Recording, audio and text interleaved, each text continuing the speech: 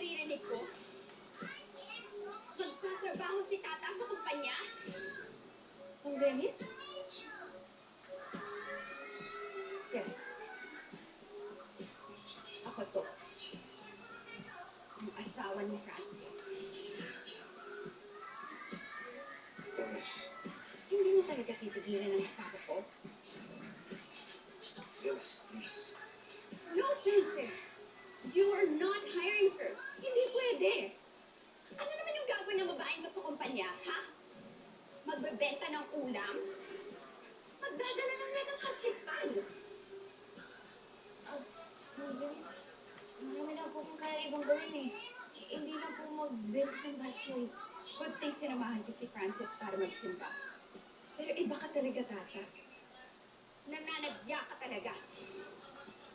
Sinusundan mo talaga yung asawa ko kahit magsimba, ha?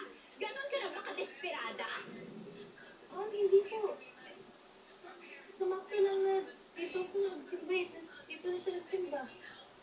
Huwag ka magsinungaling. Nasa simbahan tayo. Dennis. Tama ka. Nasa simbahan tayo. This is not the right place para mag-tantrums ka. Wala kami ginagawang mali ni Tata.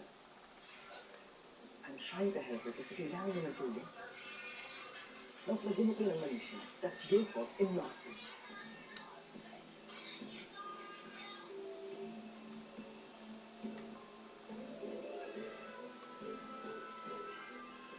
Salamat ka nasa simbahan tayo.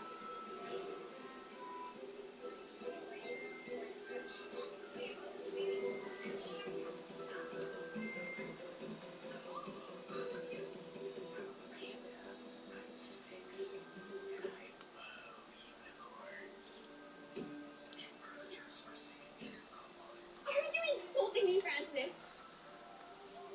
Tutulungan ko talaga yung tatang yun? You know how much I hate her. Tapos, ipapasok mo talaga siya sa kumpanya ng pamilya natin, ha? Pino-personal mo si Tata. If nag-away kayo, nagka-issue kayo before, ang tagal na nun. Everyone has moved on except for you. Naayos ko na ang lahat. Ikaw na lang ang hindi. I don't understand why hanggang ngayon, galit ka pa din kay Tata. How can I move on?